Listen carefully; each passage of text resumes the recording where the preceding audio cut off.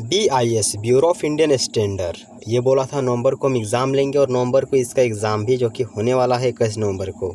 इसलिए मैं आप लोग के सामने संभावित प्रश्न का सीरीज़ लेकर आया हूँ। आज हम पढ़ेंगे इतिहास यानी प्राचीन भारत का इतिहास।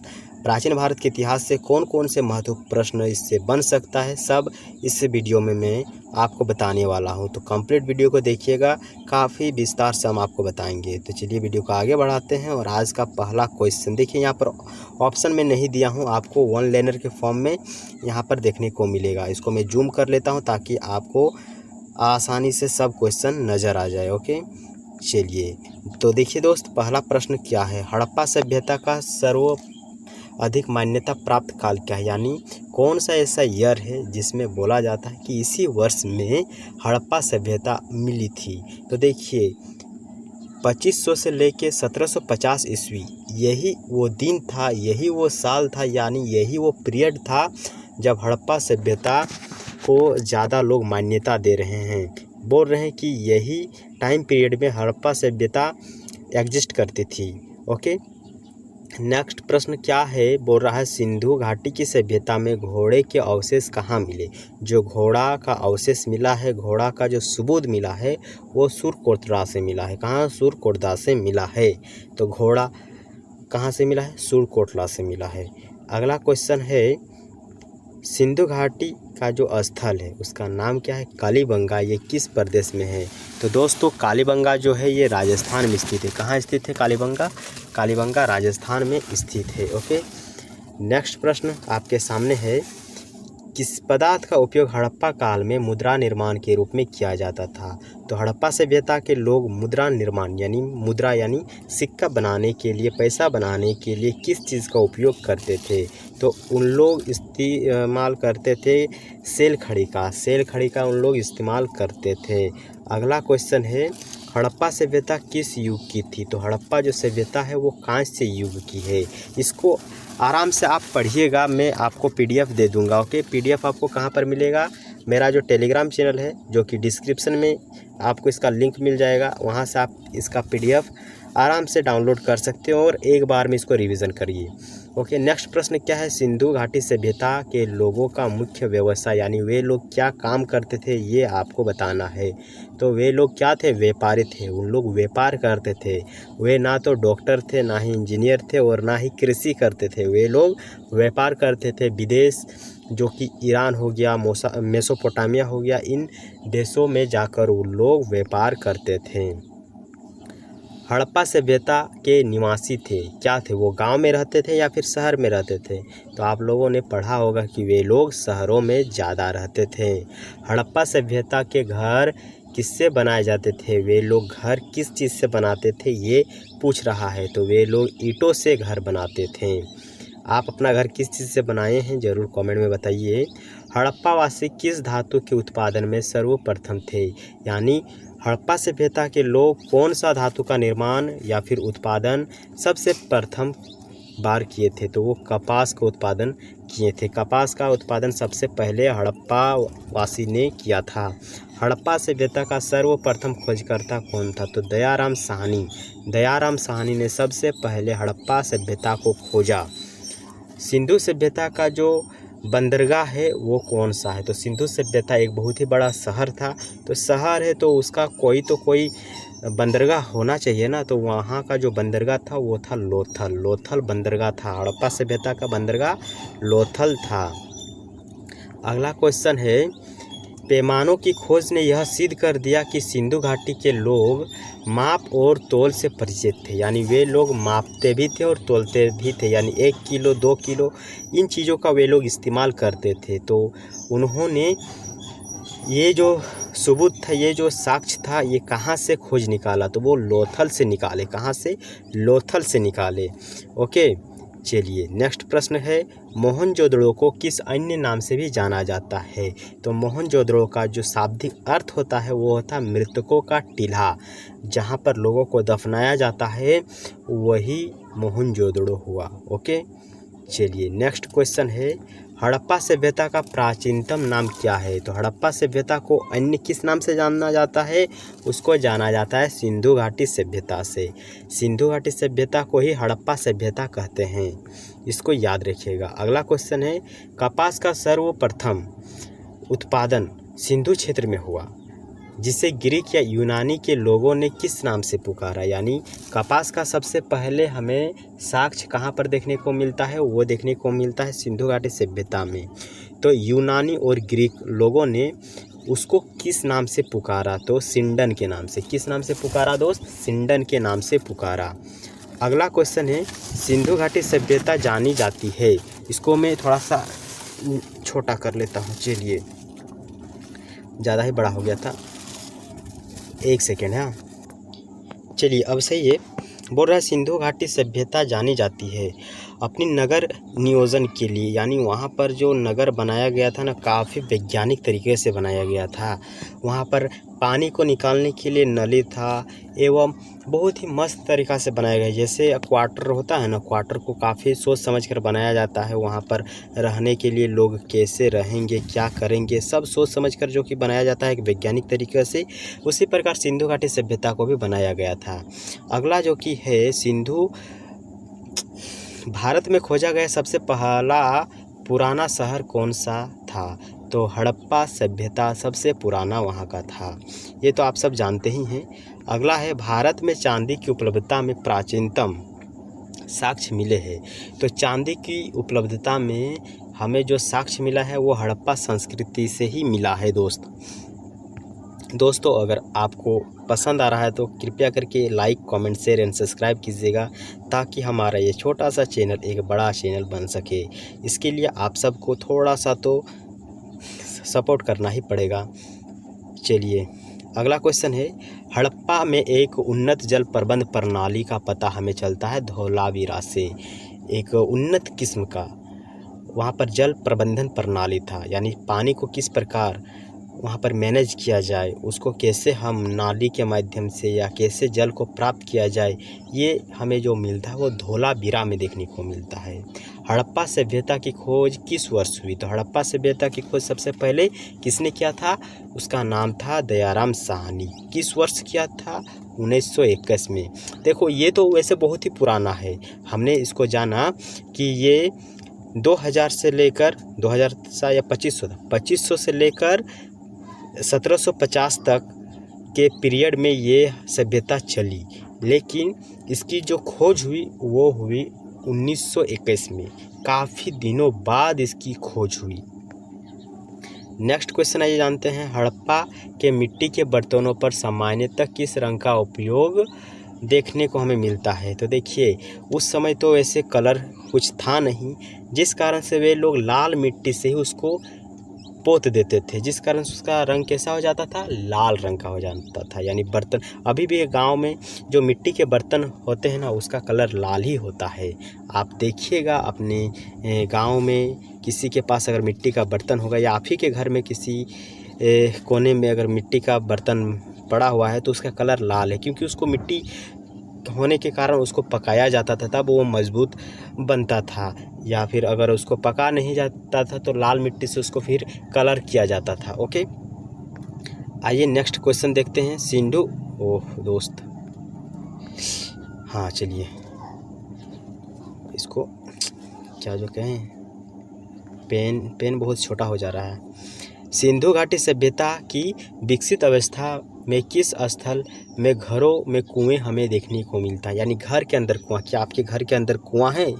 नहीं होगा, लेकिन उस समय के लोगों के घर के अंदर कुआं था। वो स्थल कौन सा था? वो स्थल था मोहनजोदड़ो।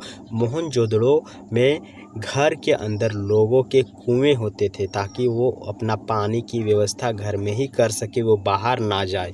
तो वो जगह का नाम क्या था? इसी क्लास में याद होगा, विस्तार से अगर हम आपको समझाएंगे, आप भी अगर शांत माइंड से पढ़ेंगे तो आपको भी याद होगा। तो मोहनजोदड़ो में हमें देखने को क्या मिलता है? घर के अंदर कुआं। ओके, चलिए नेक्स्ट क्वेश्चन, एक सेकेंड, क्वेश्चन क्या है? हड़प्पा घाटी सभ्यता को खोज निकालने में जिस दो भारतीयों का नाम जुड़ा है, उसका नाम क्या है? यानी हड़प्पा सभ्यता को खोजने में दो भारतीय कौन कौन से थे जिसने उसको खोजने में अपना योगदान दिया? तो एक का नाम याद रखिएगा दयाराम साहनी और एक का नाम राखलदास बनर्जी। दो नाम याद रखिएगा, राखलदास बनर्जी, दयाराम साहनी, राखलदास बनर्जी, दयाराम साहनी, राखलदास बनर्जी, दयाराम साहनी। बस इतना ही याद रखिए कि यही दो भारतीय थे जिन्होंने सिंधु घाटी सभ्यता को खोज निकाला। चलिए नेक्स्ट प्रश्न की ओर चलते हैं। और अगला प्रश्न क्या है? अगला प्रश्न, एक सेकेंड, ठीक है। रंगपुर, जहां हड़प्पा की समकालीन सभ्यता थी, वो कहाँ पर है? तो रंगपुर जो जगह है वो सौराष्ट्र में है। कहाँ पर है? सौराष्ट्र में है, या इसको याद रखिएगा।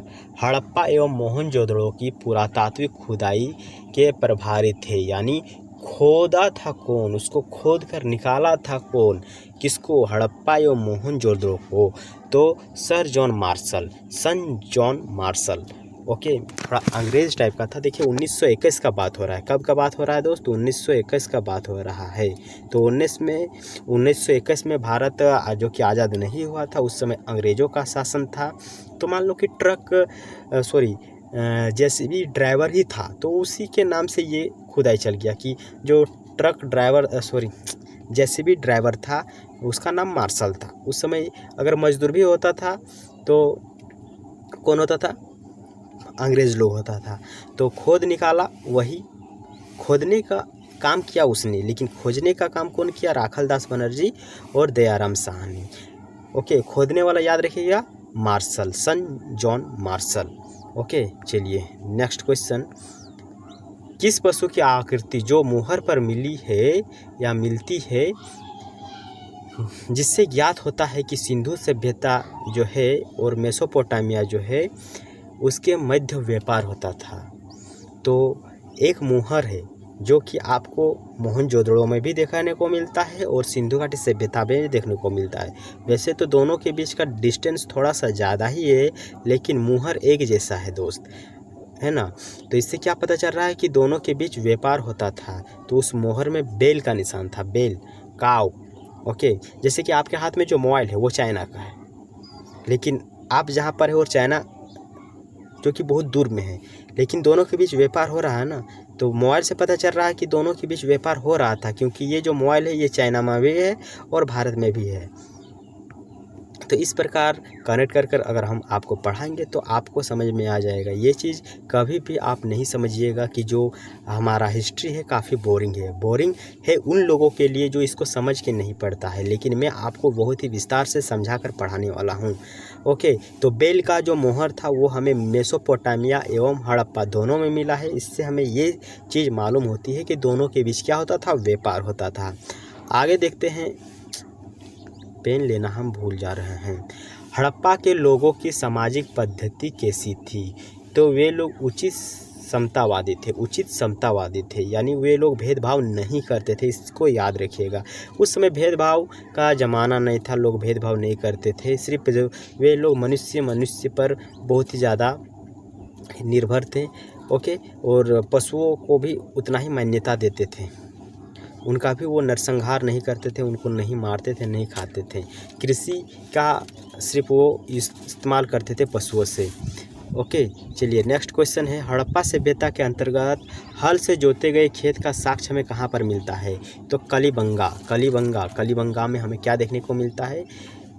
जोता गया खेत जोतेगा तभी तो वहाँ पर किसान अपना फसल उत्पादन कर पाएगा। तो वहाँ पर कलीबंगा में, कहाँ पर? कलीबंगा। इसको याद रखने का कोई तरीका होगा तो आप हमें कमेंट में बताइएगा कि कलीबंगा को हम कैसे याद रखेंगे कि वहाँ पर जोते गए खेत मिले हैं। अगला है, सिंधु सभ्यता में ईंटों का अलंकार किस स्थान से मिला है? जो ईंट है, ईंट जिससे घर बनाया जाता था। हमने पीछे अभी देखा कि हड़प्पा सभ्यता के लोग घर बनाने में ईंटों का इस्तेमाल करते थे, लेकिन वो ईंट हमें कहाँ से मिला है? वो ईंट हमें कलीबंगा से मिला है। और ऊपर हमने देखा कि जुते हुए खेतों का साक्ष्य भी हमें कलीबंगा से ही देखने को मिला है। अगला क्वेश्चन है, हड़प्पा कहाँ स्थित है? जो हड़प्पा है ये सिंध में स्थित है। सिंध मतलब पाकिस्तान वाला इलाका में। हड़प्पा जो कि भारत में स्थित नहीं है, लेकिन वो उसी टाइम पीरियड का है। तो हड़प्पा पाकिस्तान में स्थित है। पाकिस्तान के कहाँ पर? पाकिस्तान के सिंध में, पाकिस्तान के सिंध में। ओके, चलिए अगला क्वेश्चन है, सिंधु सभ्यता में बृहद स्नानागार यानी जो नहाने वाला रूम होता है, बाथरूम होता है, वो हमें कहाँ पर देखने को मिला है? तो नाम जितना बड़ा उतना बड़ा इसका जगह भी। देखिए दोस्त, इसको हम पहले मिटा देते हैं। बृहद, बृहद मतलब बहुत बड़ा स्नानागार। तो देखिए मोहनजोदड़ो, हड़प्पा सभ्यता में अगर सबसे बड़ा कोई नाम है तो वो है मोहनजोदड़ो। मोहनजोदड़ो जो कि सबसे बड़ा नाम है और बृहद स्नानागार का यहाँ पर बात की जा रही है। तो इसको याद रखने का तरीका भी मैं जो कि आपको साथ साथ में बताते जा रहा हूँ, ताकि आपको ये सब चीज़ काफ़ी लंबे समय तक याद रहे। तो इसीलिए आप हमारे इस छोटे से चैनल को जरूर like, comment, share and subscribe कीजिए। चलिए अगला क्वेश्चन है, हड़प्पा कालीन स्थलों में अभी तक किस धातु की प्राप्ति नहीं हुई है? यानी अभी भी वहाँ पर खोज चल रहा है। जो विद्यार्थी इस क्षेत्र में पीएचडी कर रहे हैं वो हड़प्पा के स्थलों में जाकर बहुत ही दिनों से खोज कर रहे हैं। काफ़ी चीज़ों की अभी भी खोज वहाँ पर मिलती आ रही है, लेकिन अभी तक किस धातु की वहाँ पर खोज नहीं हुई है? तो वो है लोहा। ये मैं आपको इसलिए बता देता हूँ क्योंकि ऑप्शन में आपको लोहा देखने को ज़रूर मिलता है। आप लोहा को काट दीजिएगा, बोलिएगा लोहा, जो कि अभी तक सिंधु घाटी सभ्यता में देखने को नहीं मिला है। ओके, और BIS का एग्ज़ाम अगर आप देना चाहते हैं तो ज़रूर एक लाइक कीजिएगा, और आप कहाँ से ये वीडियो देख रहे हैं उसको कमेंट कीजिएगा। चलिए नेक्स्ट क्वेश्चन है, किस धातु के अवशेष सिंधु घाटी सभ्यता से प्राप्त नहीं हुआ है? तो उस समय के लोग गाय का इस्तेमाल नहीं करते थे। अगर हमें गाय का साक्ष्य मिलता तो हम बता सकते थे कि सिंधु घाटी सभ्यता के लोग गाय का इस्तेमाल करते थे, लेकिन उस समय के लोग गायों का इस्तेमाल नहीं करते थे। अगला है, स्वतंत्र भारत में, यानी जो स्वतंत्र भारत है उसमें सबसे अधिक संख्या में हड़प्पा युगीन स्थल की खोज कहाँ से हुई है? यानी हमारा जो भारत है वहाँ पर किस स्थल से सबसे ज़्यादा हड़प्पा सभ्यता का जगह यानी स्थान मिला है? तो वो है गुजरात से। गुजरात में हमें सबसे ज़्यादा हड़प्पा के स्थल देखने को मिला है। ओके, नेक्स्ट है, किस हड़प्पा कालीन स्थल में नृत्य मुद्रा वाली नर्तकी की कांस्य मूर्ति प्राप्त हुई है? तो देखिए इतना बड़ा चीज़ लिख दिया है, नृत्य मुद्रा वाली, यानी जो नटराज वाला मूर्ति नहीं होता इस प्रकार का डांस करता था, तो वही डांस का यहाँ पर बात बोल रहा है कि नृत्य मुद्रा वाली स्त्री की कांस्य जो मूर्ति है वो हमें देखने को मिला है मोहनजोदड़ो से। कहाँ से? मोहनजोदड़ो से देखने को मिला है। नेक्स्ट क्वेश्चन है, ओके, नेक्स्ट क्वेश्चन है, हड़प्पावासी किस धातु से परिचित नहीं थे? तो ऊपर हमने देखा कि वे लोग लोहे का इस्तेमाल नहीं किए थे, नहीं तो लोहा हमें ऑब्वियसली अभी भी देखने को मिलता, क्योंकि इतना दिन में लोहा जो कि उतना जल्दी जंग नहीं लगता। लकड़ी आदि जो कि जंग लग जाता, लेकिन लोहा उतना जल्दी जंग नहीं लगता, लेकिन उस समय वे लोग इस्तेमाल ही नहीं करते थे। अगला क्वेश्चन है, किस हड़प्पा कालीन स्थल से युगल समाधान का साक्ष्य मिला है? समाधान का मतलब जहाँ पर लोगों को जलाया जाता है, जब लोगों की मृत्यु हो जाती है तब उसको जहाँ पर जलाया जाता है उस स्थान का साक्ष्य हमें कहाँ से मिला है? तो वो लोथल से मिला है, लोथल से मिला है। तो लोथल से हमें क्या मिला है? लोथल से हमें मिला है शमशान घाट। कहिए, शमशान घाट का साक्ष्य कहाँ से मिला है? लोथल से मिला है।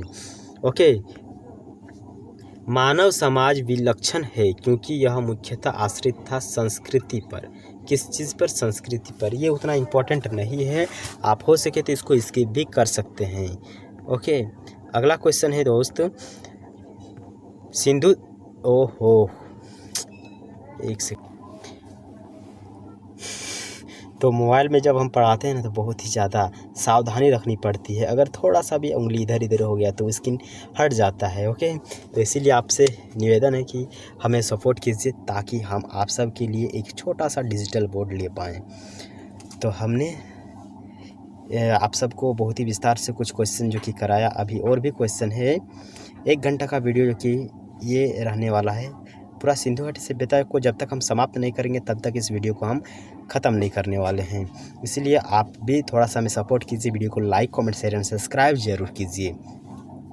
चलिए क्वेश्चन क्या था दोस्त, क्वेश्चन था सिंधु सभ्यता संबंधित है तो आदि ऐतिहासिक युग से ये संबंधित है। और ये क्वेश्चन देखिए कब पूछा गया है, यूपीएससी में पूछा गया और बीपीएससी में पूछा गया है।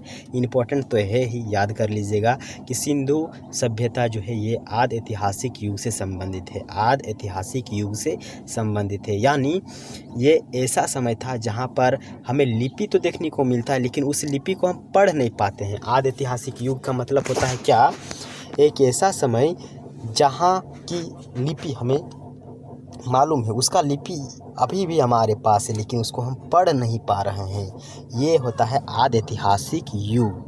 चलिए नेक्स्ट क्वेश्चन क्या है, सिंधु घाटी सभ्यता गैर आर्य नहीं थी क्योंकि वह थी नगरीय सभ्यता। क्या थी, नगरीय सभ्यता, यानी वहाँ शहर था, एक शहर जैसा, तभी तो वहाँ पर जल की व्यवस्थित पद्धति हमें देखने को मिलता है, काफ़ी वैज्ञानिक तरीके से बनाया गया था। शहर में ही ऐसा हो सकता है, गांव में ऐसा नहीं हो सकता। गांव में सब अपनी मर्जी से चलता है लेकिन शहर में एक सिस्टम वाइज सबको चलना पड़ता है। चलिए नेक्स्ट क्वेश्चन क्या है, सिंधु घाटी सभ्यता को आर्य से पूर्व की रखे जाने के महत्वपूर्ण कारण क्यों है। यानी बोला जा रहा है कि सिंधु घाटी सभ्यता की खोज आर्यों से भी पहले हुआ, यानी आर्य तो बाद में आए, उससे पहले हमारा सिंधु घाटी सभ्यता विकसित हुआ था। क्योंकि इसका कारण आपको बताना है दोस्तों, यहाँ पर मृद भांड मिला है। क्या मृद भांड मिला है, मृद भांड मिला है। इस कारण से हम कह सकते हैं कि जो सिंधु घाटी सभ्यता है, जो हमारा सिंधु घाटी सभ्यता है, ये आर्यों से भी पहले की है।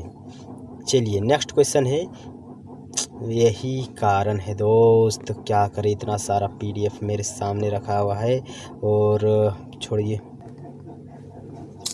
स्क्रीन लॉक नहीं हो रहा, बार बार प्रॉब्लम दे रहा है।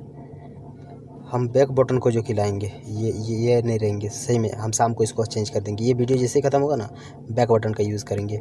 चलिए क्वेश्चन है, सिंधु घाटी सांस्कृतिक वैदिक सभ्यता से भिन्न क्यों थी, आपको बताना है।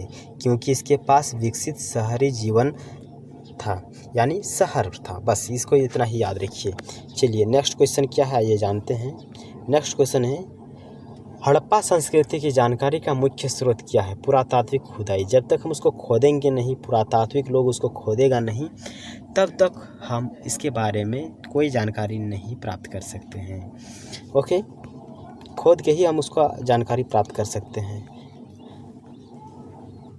सिंधु घाटी के निवासियों की सभ्यता को जानने का मूल स्रोत है, वहाँ पाए गए क्या, बर्तन, जेवर मतलब ज्वेलर्स, हथियार एवं औजार। इन चीज़ों का अध्ययन करके ही हम उस चीज़ों के बारे में काफ़ी ज़्यादा ज्ञान प्राप्त कर सकते हैं।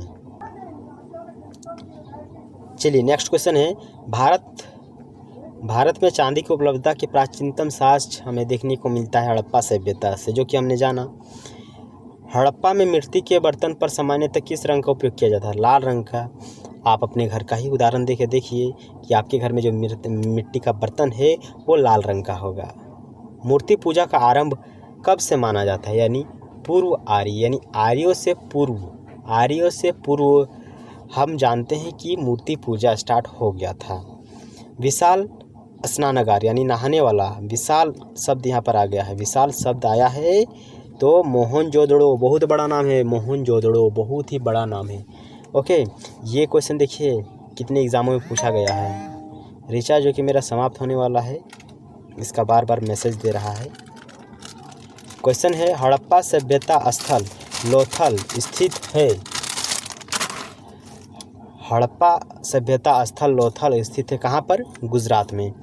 इसको याद रखिएगा, इम्पोर्टेंट है। उत्तराखंड पीसीएस में पूछा गया है एवं यूपी पीसीएस में पूछा गया है। अगला क्वेश्चन है, धोलावीरा किस राज्य में स्थित है। धोलावीरा जो कि गुजरात में स्थित है। धोलावीरा कहाँ पर है, धोलावीरा गुजरात में। इसको याद करने का बहुत ही मस्त तरीका मैं आपको बता देता हूँ। जो तारक मेहता था और जो दया वो गुजराती थी, तो उसका भाई का क्या नाम था, बीरा नाम था ना, बीरा। तो गुजराती थी दया, उसका भाई को वो पुकारते थे बीरा करके, तो धोलावीरा। चलिए अगला है, कौन सा हड़प्पियन नगर जो है 3 भागों में विभक्त है। यानी हड़प्पा का कौन सा ऐसा नगर था, शहर था जो 3 भागों में विभक्त था? धोलावीरा। तो धोलावीरा को याद रखिए। जो वीरा था वही दया की भाई, दया की जो भाई था वीरा, वो मतलब कभी गुजरात में, कभी यहाँ पर मुंबई, तो यहाँ वहाँ ये दौड़ता रहता, यानी तीनों भाग में वो दौड़ता रहता था। ओके, तो धोलावीरा 3 भाग में विभक्त था। ओके दोस्त, अब जो कि हम स्टार्ट करेंगे कल क्या, वैदिक सभ्यता। वैदिक सभ्यता से भी प्रश्न आपके BIS में पूछा जाएगा। तो इस वीडियो को जो कि हम यहीं पर समाप्त करते हैं। मैं आपसे दावा किया था या फिर प्रॉमिस किया था कि जब तक हमारा हड़प्पा सभ्यता के प्रमुख प्रश्न नहीं हो जाते हैं मैं इस वीडियो को समाप्त नहीं करूंगा। वैसे सभी क्वेश्चन जो कि समाप्त हो गया है। कल हम स्टार्ट करेंगे वैदिक सभ्यता।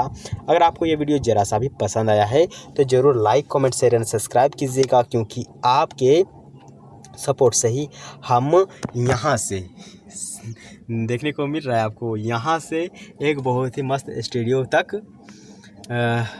मतलब जंप करने वाले हैं। ओके, तो यहाँ पर नेटवर्क प्रॉब्लम, शांति, सब कुछ हमें यहाँ पर अपना बेनिफिट देखने को या फिर सुविधा देखने को मिलता है। घर में बहुत ही ज़्यादा शोरगुल होता है, नेटवर्क का प्रॉब्लम होता है, जिस कारण से यहाँ मैं आकर वीडियो बना रहा हूँ। ये शो ऑफ मैं नहीं कर रहा हूँ, बस इसलिए बना रहा हूँ कि यहाँ पर हमें अच्छा लगता है।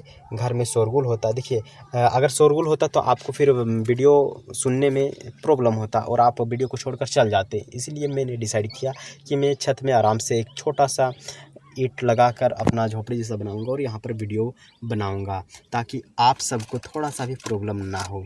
ठीक है, चलिए, बहुत ही ज़्यादा बात हो गया है और बहुत ही ज़्यादा क्वेश्चन भी हमने कर लिया है। PDF अगर चाहिए दोस्त तो टेलीग्राम चैनल जो कि नीचे है वहाँ से आप इसको डाउनलोड कर लीजिएगा और ध्यान से पढ़िए। BIS का एग्ज़ाम जो कि 21 तारीख को है। मैं आपसे ये उम्मीद करता हूँ कि अगर आप इस कंप्लीट PDF वाला जो बुक है अगर पढ़ लेते हैं तो आपको GA और GS में थोड़ा सा भी प्रॉब्लम नहीं होगा। जितना भी प्रश्न आएगा सब यहीं से आएगा। और देखिए इसमें ज़्यादा कंपटीशन भी नहीं है, कहने का तो बहुत सारा बात है, लेकिन अभी इतना ही। कल मुलाकात होगी एक अनदर वीडियो के साथ, तब तक के लिए बाय बाय, जय हिंद।